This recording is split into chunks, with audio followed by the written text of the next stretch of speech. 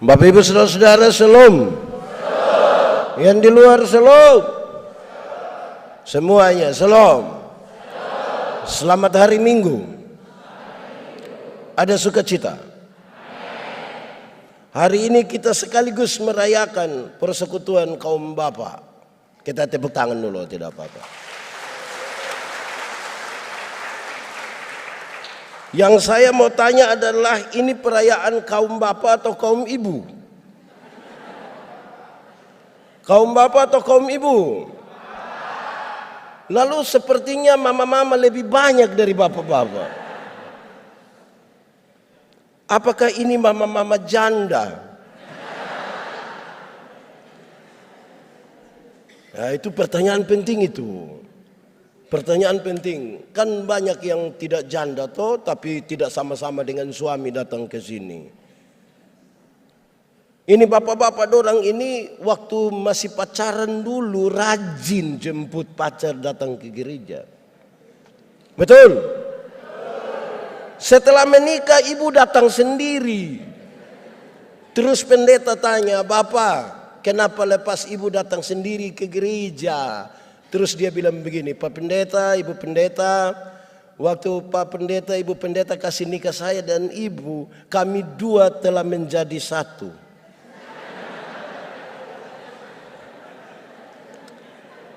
Jadi kalau ibu sudah ke gereja itu sama dengan bapak juga sudah. Di GPIB ada begitu juga. Siapa punya suami cocok, kita jujur saja itu. Tapi ibu-ibu juga satu ini, ibu-ibu ini. Siap cantik-cantik datang gereja tapi jalan sendiri. Terus pendeta tanya, "Ibu, suami?" Terus dia bilang, "Ih, tahu sendiri." Sudah tahu suami begini, kenapa ambil resiko? Bapak Ibu Saudara-saudara, jemaat. Bagus itu. Jemaat. Pertanyaan paling penting bagi semua pendeta dan pergumulan bergereja adalah, kenapa kaum bapak itu malas beribadah? Tidak datang ikut ibadah. Kalau bilang ada kerja bakti, semangat mereka. Tapi kalau ibadah rasa-rasanya sedikit. Betul? Eklesia juga begitu. Nah, kenapa begitu? Saudara-saudara, ternyata dari dulu ada bentukan bahwa kita lihat budaya kita rata-rata sama. Kalau ada anak laki-laki menangis, kita bilang begini, "Kau macam perempuan saja." Seolah-olah yang boleh menangis hanya.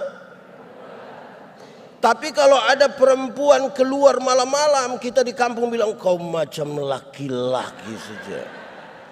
Seolah-olah yang boleh keluar malam hanya. Akhirnya laki-laki itu dibentuk sebagai sebuah pribadi yang sepertinya superior. Pekerjaan-pekerjaan dengan resiko besar, resiko berat diambil oleh laki-laki, bapak-bapak. Yang resiko ringan itu diambil oleh perempuan. Yang masak di rumah bapak-bapak atau ibu-ibu? Ibu-ibu, kan domestik kecil di rumah. Di restoran yang besar yang masak bapak-bapak atau ibu-ibu? Resiko besar. Di sini ada orang NTT? Tidak usah angkat tangan, tidak usah. Kita muka sama semua ini, sudah tidak usah. Di NTT, kalau sadap enau, iris tuak, yang naik ke atas pohon, itu laki-laki. Resiko jatuh mati. Yang pikul, perempuan. Bawa dari ini pohon ke rumah masak, perempuan. Sekali lagi resiko besar diambil oleh laki-laki, yang kecil diambil oleh perempuan. Itu terbawa terus. Sekarang pertanyaan penting untuk kita jawab. Menurut saudara ibadah itu resiko besar atau resiko kecil? Mulai kacau ini kita. Ibadah itu termasuk resiko besar, pekerjaan resiko besar atau kecil? Banyak suami bilang kepada istrinya, hanya ibadah jadi mama pergi sudah.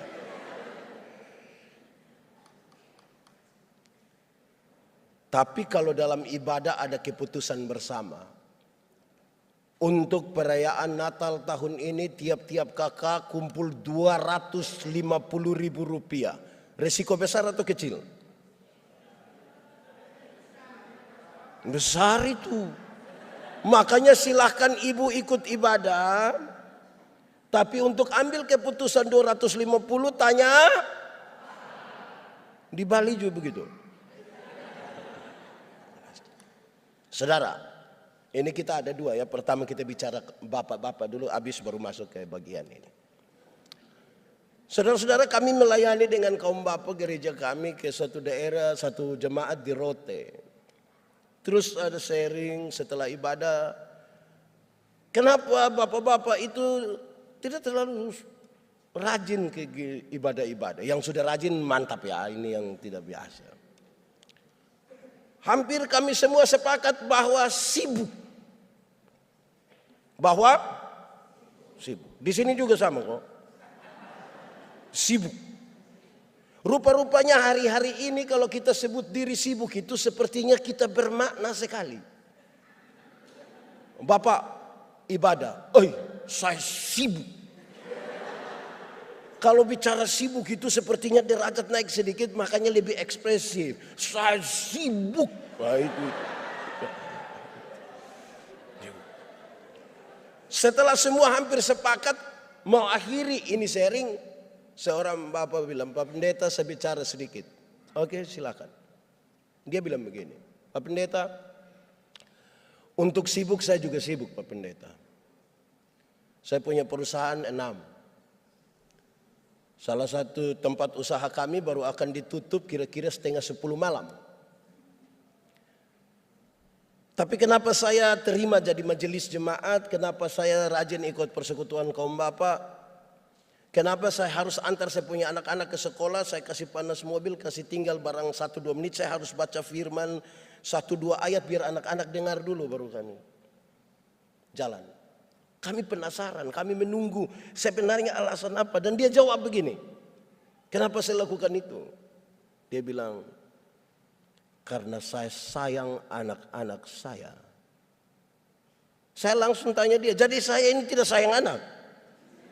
Hanya Bapak sendiri sayang anak, kami tidak. Dia bilang, Pak Pendeta minta maaf, saya baca Alkitab. Sampai satu waktu Tuhan ingin untuk menghukum Salomo. Karena Salomo buat kuil-kuil penyembahan untuk dewa-dewi dari istri-istrinya. Tuhan mau menghukum Salomo, tapi kemudian Tuhan batal menghukum Salomo. Tuhan mengucapkan kalimat ini. Tuhan bilang begini, Salomo, oleh karena ayahmu Daud, aku tidak akan menghukum engkau.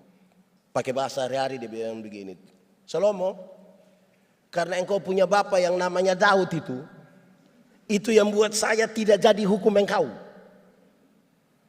Dia bilang, Pak Pendeta, waktu saya baca sampai di sini saya mengerti. Ternyata apa yang bapak-bapak lakukan diperhitungkan Tuhan bagi anak-anaknya.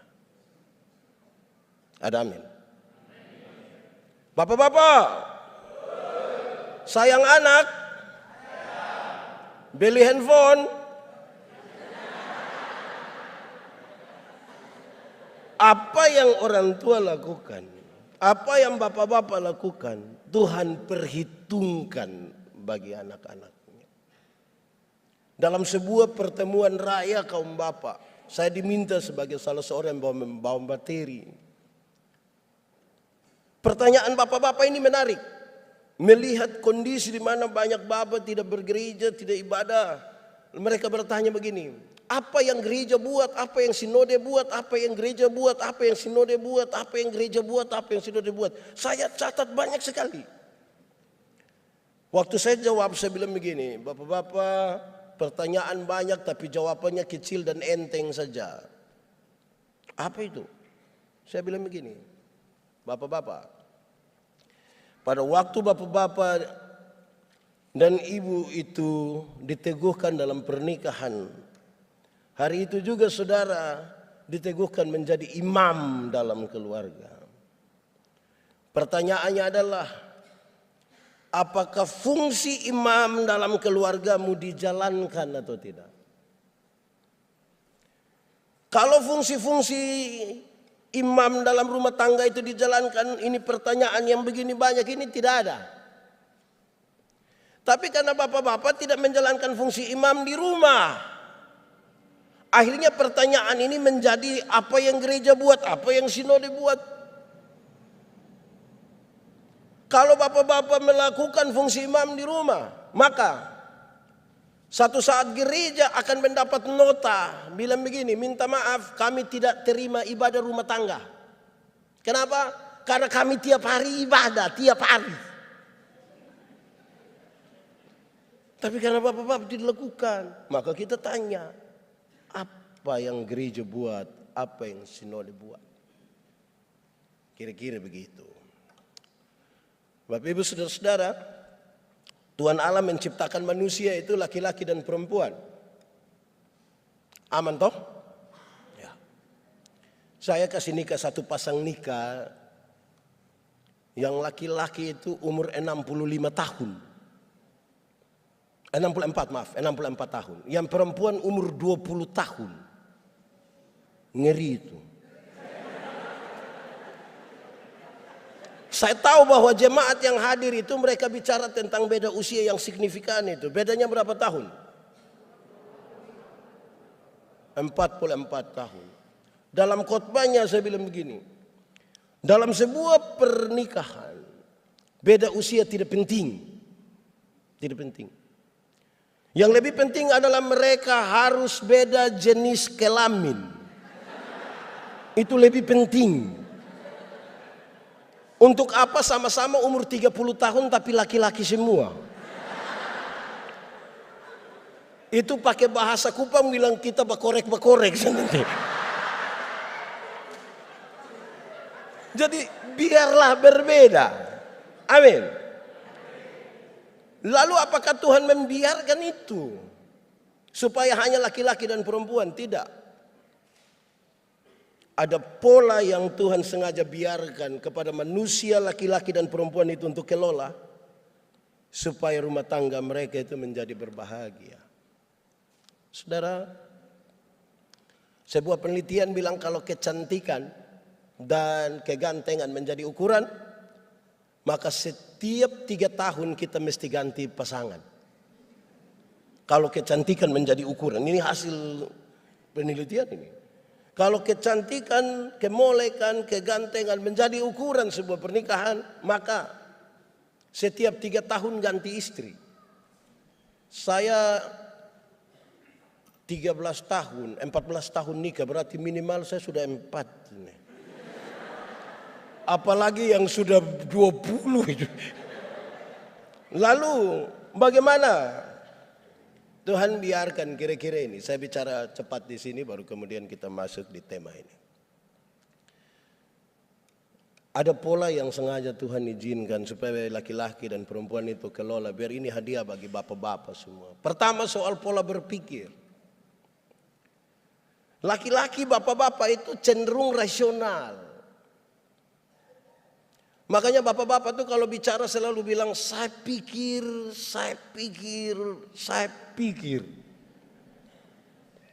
Sementara ibu-ibu lebih banyak pakai perasaan. Makanya ibu-ibu selalu bicara saya rasa.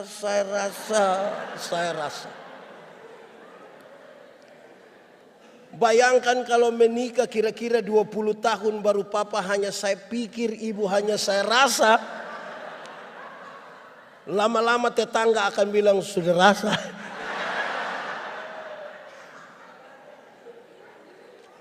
Karena itu saudara-saudara, kepada kita diberi ruang untuk mengelola antara yang dipikirkan dan yang dirasa. Hidup tidak bisa pakai perasaan saja. Penyeimbangnya adalah logika. Hidup juga tidak bisa pakai logika saja. Penyeimbangnya adalah perasaan. Untuk itulah kita hidup sebagai bapak-bapak dan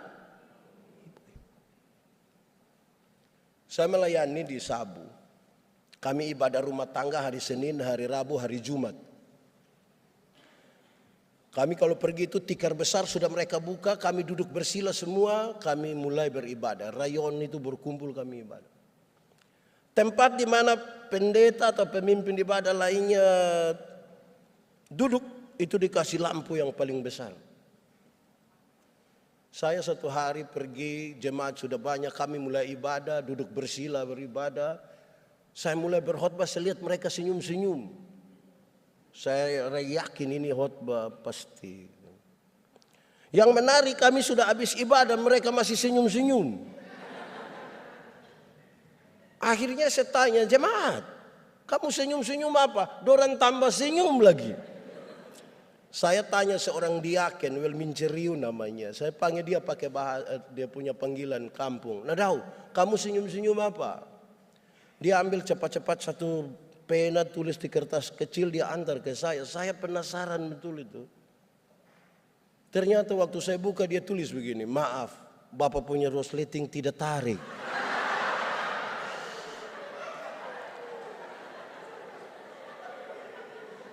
Saya mau tanya saudara, menurut saudara tadi orang punya ibadah baik? Baik kok tidak? Kenapa tidak baik?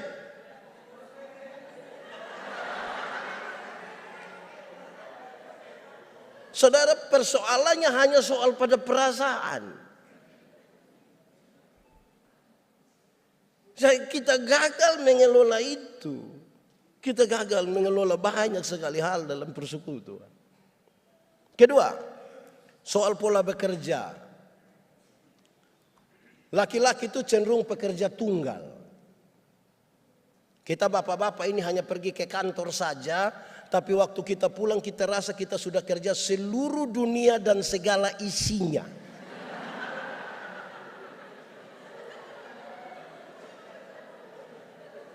Kalau bapak-bapak sempat gendong anak barang 1 jam, itu dia rasa terlalu berjasa. Ibu pulang dia bilang, "Mah, tolong gendong adik dulu." Papa, saya mau ke teman-teman. Kasih tinggal kami sendiri. Loh, tadi saya sudah gendong adik itu 1 jam. Karena polanya tunggal. Ibu-ibu itu polanya jamak. Ibu-ibu itu bangun pagi bisa siap anak-anak ke sekolah, bisa masak untuk makan pagi, sarapan, untuk makan siang, bisa sambil setrika, siap suami ke kantor, bisa sambil foto-foto, update status semuanya jadi saya.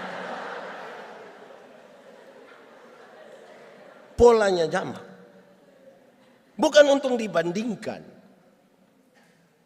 Saudara, kalau ada acara-acara macam kemarin, ada bapak-bapak yang jadi ketua, jangan coba-coba telepon waktu kita di jalan. Kita telepon, "Bapak, bagaimana?" Dia hanya jawab satu kata, "Beres." Nanti pas habis beres baru ibu-ibu akan beres apa? Kan dia tidak detail. Jemaat, pernah kesualayan dengan suami?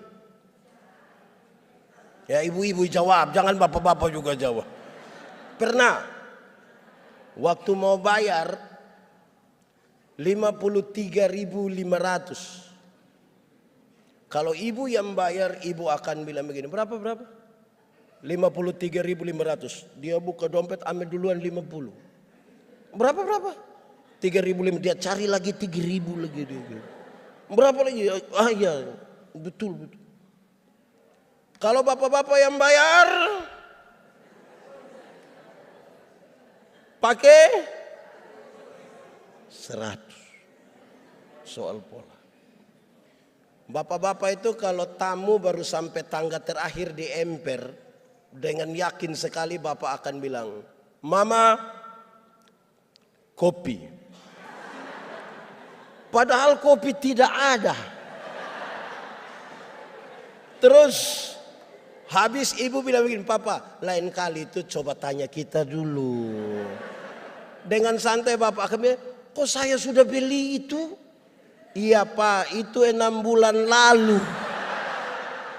Bapak pikir beli 1 hari untuk seumur hidup kan? Bukan karena apa, karena memang polanya tunggal. 3. Soal pola berbicara. Laki-laki cenderung pendiam. Secerewet-cerewetnya laki-laki dia masih disebut pendiam. Makanya kalau ada laki-laki terlalu cerewet di Kupang, orang bilang kau punya mulut seperti perempuan saja. Sebuah penelitian mengatakan seorang laki-laki bicara 1 hari kira-kira 7.000 kata. Berapa ribu? Tapi seorang perempuan 1 hari kalau bicara minimal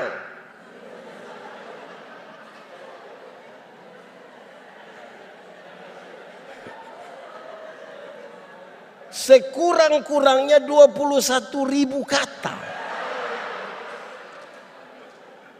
Bapak 7.000, mama. Bayangkan pagi-pagi papa sudah ke kantor, anak-anak ke sekolah. Mama mau 21.000 dengan siapa? Rata-rata papa pulang kantor jam 5-6 ya. Ibu rencana mau kasih keluar duluan yang 3.000. Ibu sambut papa di pintu, pas buka ibu bilang, Pak, di kantor tadi baik. Terus papa bilang, kau kepala kantor?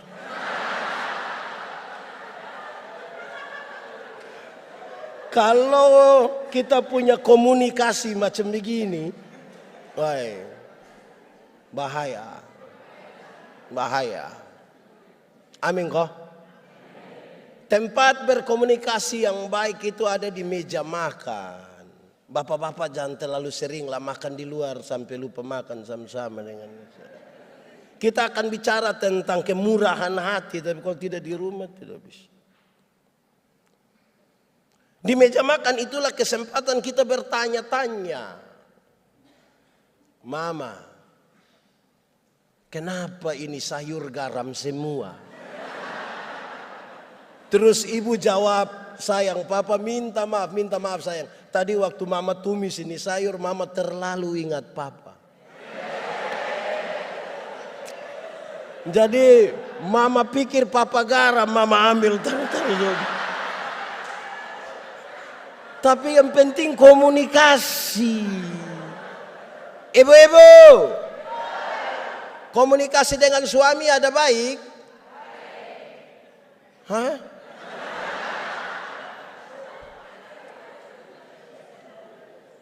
Handphone telah berhasil mendekatkan yang jauh dan menjauhkan yang. Tanya itu anak laki-laki, kau laki-laki di sekolah dapat berapa? Saya dapat 10 bapak. Engkau seperti engkau punya bapak. Engkau bapak sekali itu. Yang perempuan, kau di sekolah dapat berapa? Papa tadi matematika susah papa, jadi kakak dapat 3. Aduh. Kok macam ibu punya keluarga saja. Komunikasi.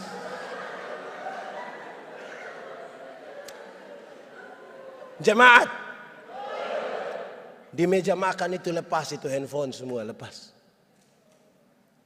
Apalagi kalau bunyi terus dia sengaja ambil melangkah agak jauh baru dia bilang, halo. Kalau itu terjadi, hai istri aku berkata kepadamu, curiga sudah. Rahasia negara apa yang bicara harus sampai bisik-bisik. Terakhir untuk bagian ini, khotbah belum mulai, ini bagi pengantin.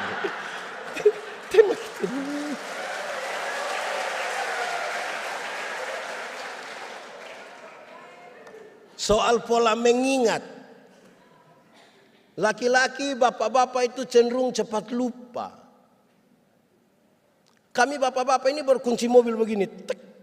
Dia jalan 30 langkah terus dia, tidak tahu saya sudah kunci belum. Dia balik gitu. Kaum bapak itu rata-rata cenderung cepat lupa. Makanya ibu-ibu minta maaf. Kami bapak-bapak itu di luar rumah kami lupa kalau kami ada istri. Maksudnya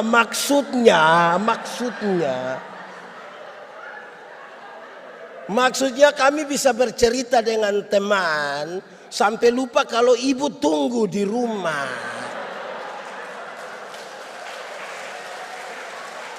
Jangan terlalu negatif dulu.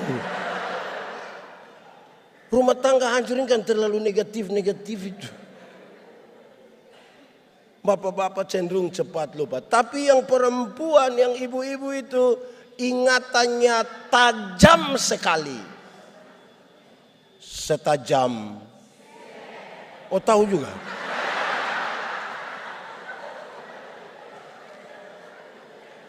Kalau ada suami bilang begini, orang seperti saya tidak pernah marah, saya punya istri. Nanti yang protes istrinya, tidak pernah apa. Mama memang tidak pernah. Terus saya bilang, pernah. Yang mana? Yang tahun 1900 itu dia tuh. Jangan coba-coba itu. Anak muda, waktu kecil dulu pernah periksa pakaian dinas atau pakaian kerja dari papa mama atau tidak? Yang paling banyak dapat uang itu di papa punya atau mama punya? Bapak rata-rata lupa 5.000, 10.000, 20.000. Jangan coba-coba periksa mama punya. Itu pekerjaan sia-sia. Dalam hal inilah mama seturut dengan Alkitab. Di mana hartamu berada, di situ juga. Ibu-ibu ini kita pinjam dia pun Tupperware saja mati. Dia hafal itu tidak ada. Oke, baik. Selamat hari jadi buat persekutuan kaum bapak ya.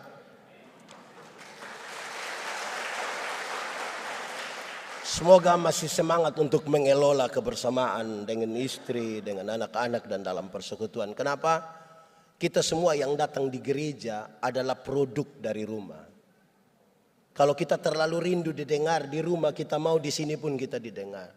Makanya jangan heran kalau ada bapak-bapak yang kalau ikut, saya kalau sudah AA, saya kalau BB. Yang AB itu anak TK. Di sini ada TK. Coba saudara pagi-pagi dengar, orang hafal huruf A, B, BA dibaca. Jadi sebentar pulang kalau papa bilang, saya kalau sudah A, saya kalau sudah BB, tanya bapak, TK di, jangan. Itu tidak boleh, itu salah, itu tidak boleh, tidak boleh. Baik, jemaat. Kemurahan hati dan kebaikan menjadi nyata. Itu tema kita. Tapi kita perlu memahami di awal saudara-saudara bahwa ada orang dalam konteks pembacaan itu yang mereka terima Yesus. Tapi justru penerimaan terhadap Tuhan Yesus itu yang membuat mereka menderita. Mereka ditinggalkan oleh banyak orang. Mereka susah sendiri. Orang-orang tidak mau ambil resiko dengan mereka. Bahkan pemerintah pun tidak ada di pihak mereka. Ini sebuah kenyataan yang sebenarnya pahit. Ketika orang ambil keputusan untuk serius beriman kepada Tuhan. Kalau kita belajar tentang Paulus, yang paling gampang diingatkan Paulus. Dia di penjara Apakah karena dia melakukan sebuah tindakan yang merupakan kejahatan berat? Tidak. Lalu kenapa dia masuk penjara? Karena dia coba-coba percaya kepada Tuhan Yesus dan mau menyampaikan kabar baik tentang Yesus. Ini sebuah kenyataan yang sangat berbeda dengan kerinduan banyak orang Kristen. Banyak orang Kristen berpikir kalau percaya Tuhan kita bebas masalah. Banyak orang pikir kalau percaya Tuhan itu, kalau sakit kepala tinggal tunjuk begini baru bilang dalam nama Yesus. Banyak orang pikir kalau percaya kepada Tuhan Yesus, pagi-pagi ketika petugas koperasi datang, Tuhan Yesus kasih keliru dia. Jadi dia tidak jadi di kita punya rumah untuk tagih, dia tagih di tetangga. Tidak. Ada resiko-resiko, lantas di manakah Tuhan? Apakah dia mau membiarkan orang yang percaya kepadanya menderita? Tidak. Dia menyertai, itu yang membuat kekristenan hidup sampai hari ini, menemukan jalannya. Tetapi salah satu cara yang Tuhan pakai adalah dia pakai komunitas sebagai orang-orang percaya untuk saling memberkati. Dia pakai komunitas orang-orang beriman ini untuk saling menolong satu dengan yang lain. Karena itu saudara-saudara, dia minta supaya ingatlah terhadap kasih persaudaraan itu. Ingat, kasih yang benar-benar didasarkan pada apa yang menjadi kasih Allah akan dunia ini. Mari kita hafal. Jemaat boleh ikut. Kasih ialah kebaikan, tidak terpatahkan oleh apapun. Tidak akan berubah menjadi kebencian. Saya ulangi, ikut. Kasih ialah kebaikan, tidak terpatahkan oleh apapun. Tidak akan berubah menjadi kebencian. Rujukannya jelas, karena begitu besar kasih Allah akan dunia ini. Apakah Tuhan Allah mengasihi dunia? Lalu apakah dunia mengasihi Tuhan Allah? Tidak. Apakah karena dunia tidak mengasihi Tuhan Allah berhenti mengasihi dunia? Apakah kemudian Tuhan membenci dunia? Saudara lihat, kasih tidak terpatahkan. Sehingga tidak boleh ada satu orang percaya pun yang bilang kepada sahabatnya, saudaranya, Pak, saya terlalu hargai Pak, tapi waktu saya tahu Pak punya sifat asli begini, minta maaf saja. Itu bukan kasih, itu egois. Kalau engkau hanya bisa berbuat baik kepada orang yang berbuat baik kepadamu, apakah jasamu? Karena orang-orang berdosa pun melakukan hal itu. Kasih seperti ini yang Tuhan Allah mau. Yang tidak terpatahkan oleh apapun. Yang paling gampang untuk kita memahami kasih ini, coba kita tanya ibu-ibu dulu. Ibu-ibu, di sini tidak ada ibu-ibu. Ini SMP semua. Ibu-ibu, melahirkan itu sakit kok tidak? Sakit. Mau melahirkan normal atau abnormal tetap sakit. Ya, sesar itu kan abnormal. Waktu ibu sakit melahirkan, kan kami suami hanya di luar baru bilang, Yesus. Sudah beginilah dia bayangkan, kira-kira ini anak muka seperti siapa ini. Anak-anak, waktu kamu baru lahir, kamu tidak tahu apa-apa, kamu hanya bisa menangis. Setiap kali kamu menangis, orang tua hanya pikir kalau bukan basah pasti lapar. Anak-anak punya jam tidur, orang tua punya jam bangun. Orang tua punya jam tidur, anak-anak punya jam bangun. Orang tua tidak tidur karena kamu. Di jam 2:30 subuh masih banyak orang tua. Betul?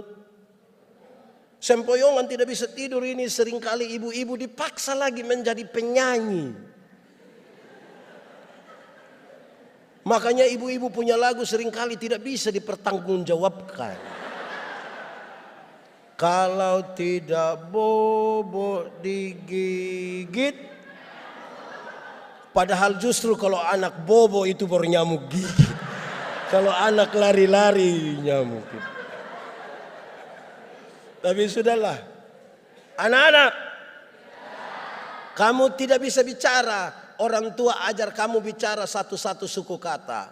Ma, pa. Waktu mereka mulai SMP, SMA, tolong jawab orang tua.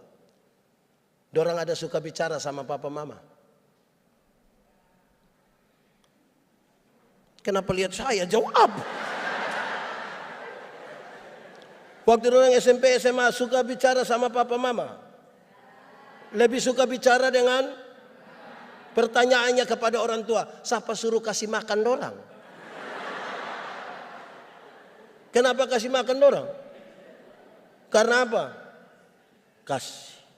Kasih tidak terpatahkan. Anak-anak, kamu tidak bisa jalan dulu. Orang tua pegang di tangan sambil latih berjalan.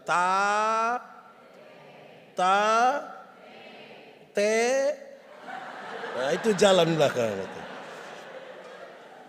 Tapi waktu anak-anak mulai bisa berjalan sendiri SMP, SMA, suka jalan sama papa mama? Lebih suka jalan dengan? Lalu kenapa beli kasih mereka HP? Saudara lihat, kasih tidak Makanya orang tua sering kali bilang begini. Anak-anak, asal kamu mau sekolah tinggi, biar papa mama ikat perut tidak apa-apa. Pernah dengar itu kalimat? Orang tua sampai bilang ikat perut itu bukan berarti mereka mau pakai stagen. Tapi mereka utang demi anak-anaknya. Sekali lagi, KASIH. Dibaca? Makanya banyak sekali orang tua mengatakan begini. Busuk-busuk juga itu kita punya anak. Busuk-busuk juga kita punya. Itu yang saya mau tanya orang tua. Kenapa bilang kami busuk? Tapi saudara lihat, saya ingin menggambarkan kasih yang tidak terpatahkan. Dia bukan pencitraan. Itu kasih yang Tuhan mau. Baru kemudian dia nasihat. Berilah tumpangan. Dalam kasih yang seperti itu kamu beri tumpangan kepada orang lain. Karena tidak gampang memberi tumpangan. Apalagi di kota. Kita lagi sibuk dengan pekerjaan, tak? Sudah sibuk lagi baru mama mantu datang lagi. Ini belum orang lain ini. Mama mantu datang kita langsung cepat-cepat tanya, ma berapa lama ma? Tapi di Bali ini dengan mama mantu aman-aman semua. Ya kan dia tidak datang. Kalau tidak kuat kita terbeban. Apalagi kita akan menolong orang yang tidak punya hubungan apa-apa dengan kita. Hanya karena kita sama-sama percaya kepada Yesus. Siapa yang berani setotal itu? Kalau tidak dibangun di atas sebuah kekuatan kasih seperti Allah mengasihi kita. Mungkinkah itu? Mungkin. Mungkin. Saya suka tema ini. Kemurahan hati. Ada unsur dari buah roh, yaitu kemurahan hati. Apa maksudnya? Saudara, ada orang yang sangat baik. Yang baik yang saya maksud itu adalah Dia selalu rajin gereja. Tidak punya masalah dengan tetangga. Tidak punya masalah dengan ipar-ipar, mama mantu, bapak mantu. Dia sangat baik di situ. Tetapi itu orang punya sekikir tidak ada dua. Sekikir sekali. Itu yang dimaksud dengan orang yang tidak punya kemurahan hati. Bermurah hatilah sedikit. Supaya kita bisa untuk menjadi bagian dalam pergumulan bersama sebagai orang-orang percaya. Dalam kasih yang seperti itu, saudara-saudara, dia mau satu. Dia rindu supaya kita itu saling peduli. Solidaritas. Kenapa kita butuh bersolidar dengan orang lain? Karena Tuhan itu lebih duluan mengambil bagian dalam penderitaan orang lain. Saudara, saya tidak tahu di sini.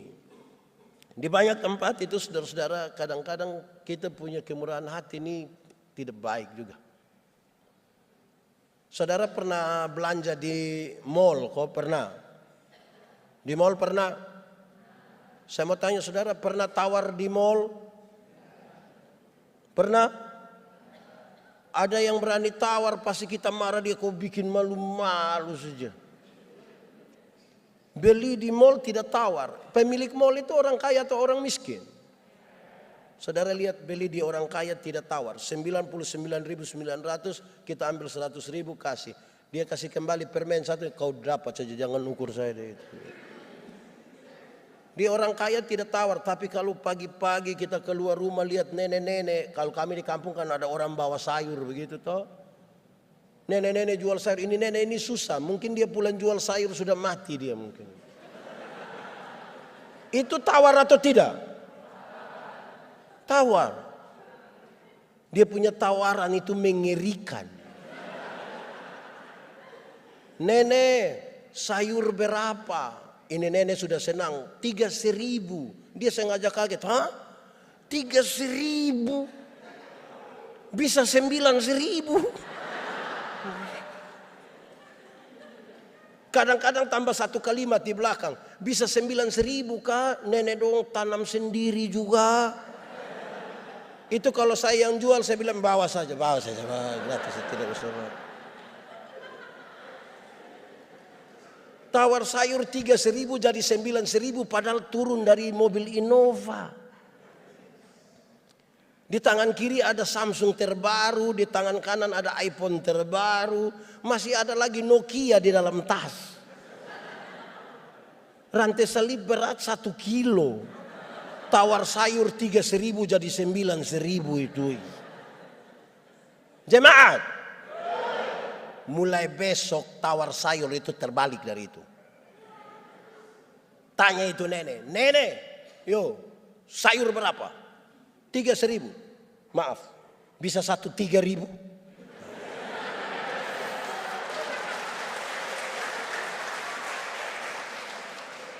Berani bisa tawar sayur 3.000 jadi 3.000, hanya 3 kemungkinan. Kemungkinan pertama itu orang punya solidaritas sosial yang sangat kuat, pantas ditiru, pantas dipuji. Tapi yang kedua mungkin makam puji. Atau mungkin yang ketiga gila mungkin. Jadi kita menentukan solidaritas. Pemuda.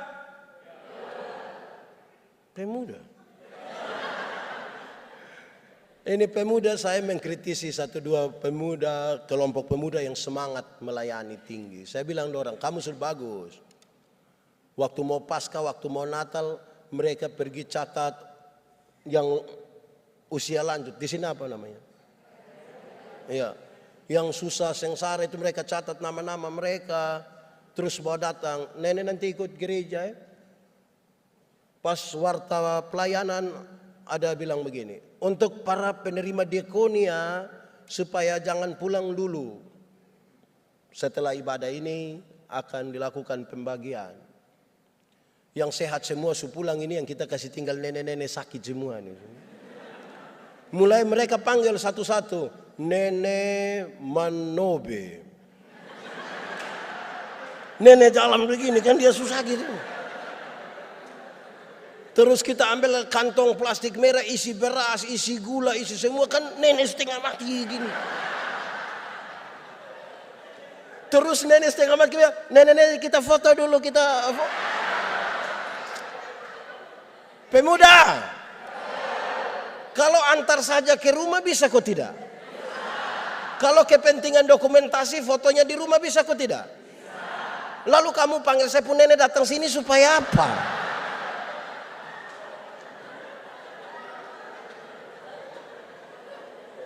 Saya pun nenek ada apa-apa kamu tanggung. Jadi solidaritas itu yang sungguh. Supaya kita tidak membangun pencitraan soal itu. Melayani yang betul-betul. Dalam kasih yang seperti tadi penjelasan itu saudara. Maka kita banyak sekali karena mereka tidak disukai sebagai orang-orang percaya. Dicari-carilah kesalahan-kesalahan mereka. Hak-hak mereka itu tidak dapat. Dalam kasih perjuangkanlah juga. Jadi bukan sekedar solidaritas. Perjuangkanlah juga hak-hak mereka. Kan itu penting bagi sebuah persekutuan. Itu penting untuk menunjukkan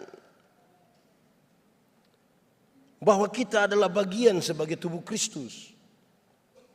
Saya minta saudara supaya berhati-hati ketika saudara membaca, karena tanpa sadar beberapa orang telah melayani malaikat-malaikat. Saya minta saudara hati-hati, maksudnya begini. Jangan dengan motivasi itu saudara melayani orang lain. Mari kita tolong orang, siapa tahu kita tolong malaikat. Iya, malaikat maut. Jadi jangan dengan motivasi itu. Lakukan saja. Apapun yang kamu perbuatlah dengan segenap hatimu seperti untuk dan bukan untuk jemaat.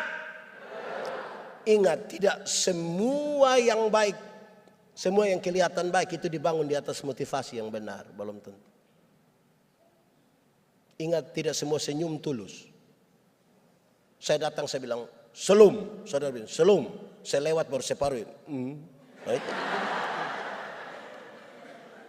Jadi ini dia mau nasihat yang benar ini, supaya betul-betul kita pakai kemurahan hati dengan benar. Saya berkhotbah di bank-bank semua yang ada di kota Kupang.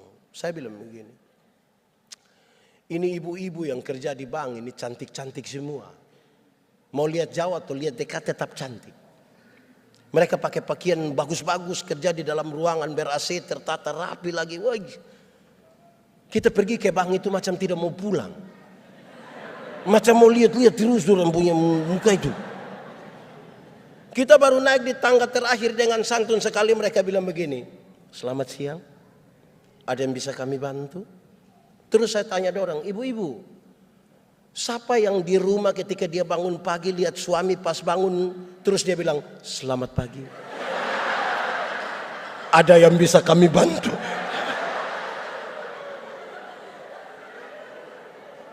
Lakukanlah sesuatu seperti untuk terakhir sudah.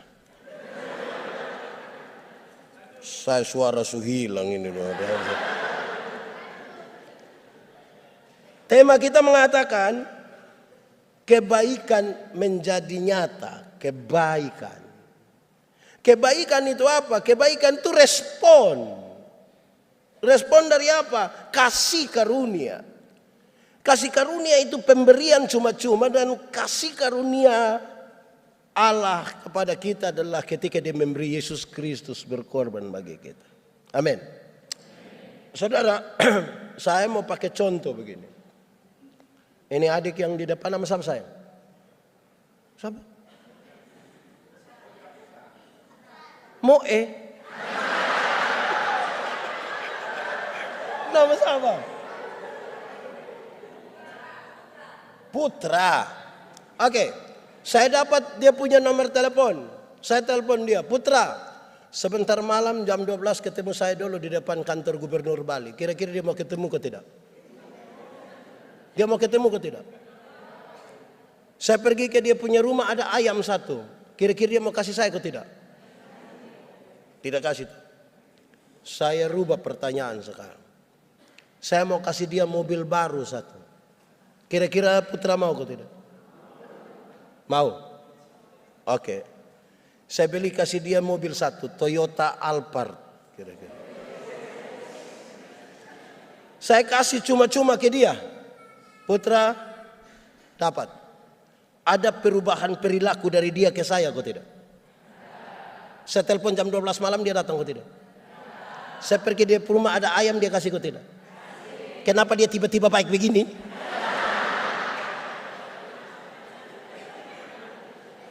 Karena dia telah mendapatkan sesuatu dengan cuma-cuma yang tidak bisa dia dapat. Itu baru konteks materi. Apalagi keselamatan. Mestinya setiap orang yang tahu bahwa Tuhan Yesus telah berkorban bagi dia, menyiapkan surga yang kekal itu bagi dia, dan itu dia dapat dengan cuma-cuma. Kebaikan hati itu sesuatu yang nyata, real, dan tidak ada hal-hal yang tadi pencitraan itu.